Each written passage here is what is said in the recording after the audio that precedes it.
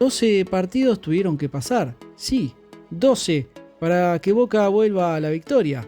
Fue anoche en Mendoza ante Independiente Rivadavia por la fecha 5 de clausura.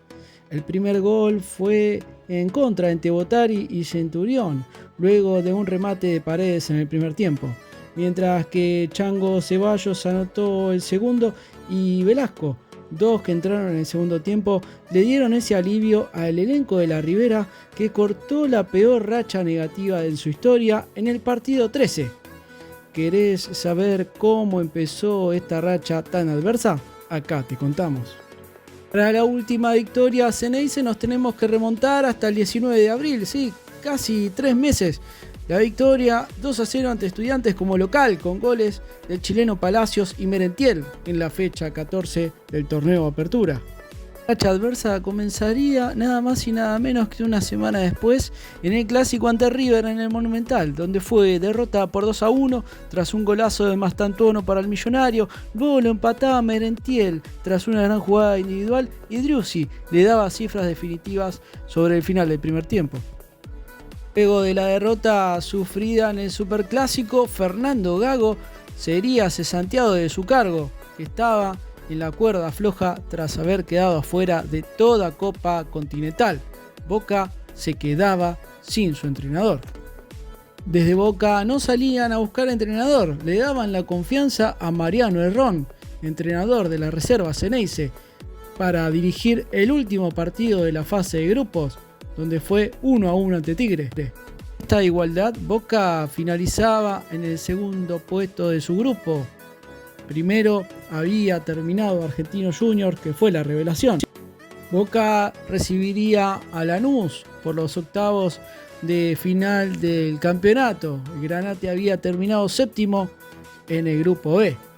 Fue empate 0-0, no se sacaron diferencias. Boca jugó un muy mal partido, pero en la tanda de penales el Ceneice lo terminaba ganando por 4-2.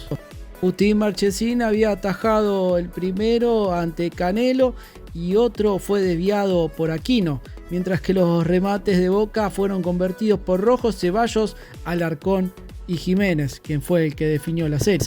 Como dijimos, la gente de Boca, a pesar de haber clasificado, se fue disconforme. No demostraba un buen juego y todavía resonaba la derrota en el clásico ante River. Ahora se vendría un partido chivísimo para el Ceneice, esta vez ante Independiente, que venía de dejar afuera a Independiente Rivadavia por 1-0. Ceneice tenía que ganar y jugar también con actitud para tratar de meterse dentro de los 4 primeros, pero nada de eso sucedió, porque cayó 1-0 ante los de Avellaneda con gol de Angulo en el segundo tiempo y lo dejó afuera. Ahí sí, silbidos y hasta se llegó a cantar en contra de su presidente, Juan Román Riquelme. Era eliminado tempranamente del campeonato. Su próximo objetivo era el Mundial de Clubes. Ahora el que dejaba su cargo era el entrenador Mariano Herrón. Ahora, y con el objetivo tan cerca del Mundial de Clubes, Boca contrataba a Russo, siendo así su tercer ciclo en el Ceneice. Estaba con trabajo, dirigiendo a San Lorenzo, que había sido eliminado en semifinales por Platense, quien sería el campeón del torneo Apertura. Russo no tuvo una buena salida del ciclón y resonó fuerte, sobre todo en el ambiente del fútbol argentino. Esto poco le importó a la gente de Ceneice, porque fue el último entrenador en salir campeón del torneo local y también de la Copa Libertadores. Recordemos que Russo en su etapa anterior había sido despedido en la época que Román era vicepresidente de Amor Ameal. Boca comenzó su etapa de Mundial de Clubes igualando 2-2 con Benfica de Portugal. Boca lo ganaba por 2-0 con goles de Otamendi en contra y de Bataglia, pero los portugueses consiguieron igualarlo justamente a través de Otamendi en el segundo tiempo. y Boca dejó pasar una chance muy importante de empezar con el pie derecho este certamen. Segunda presentación, Boca se medía nada más y nada menos ante el Bayern Múnich, un candidatazo a llevarse el trofeo.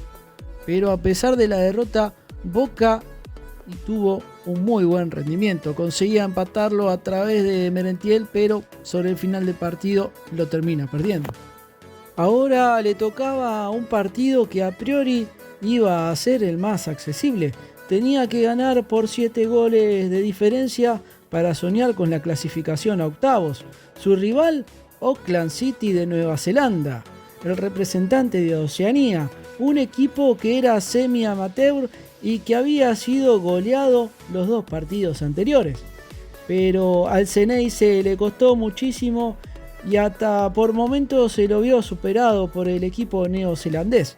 Pese a eso consigue abrir el marcador tras un gol en contra del arquero Garrow, pero en el complemento los oceánicos lo terminan igualando con un gol a través de Grau, quien se desempeña actualmente como docente. Boca y su frustración, no solo por quedar afuera de este torneo tan importante, sino por no ganarle ni siquiera a un equipo semiprofesional que hasta Russo se encargó de subestimar en conferencia de prensa.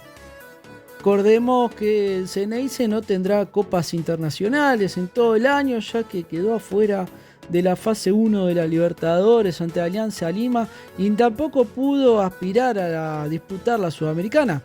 Solo tenía a disposición la Copa Argentina en 16avos de final ante Atlético Tucumán, pero eso sería más adelante.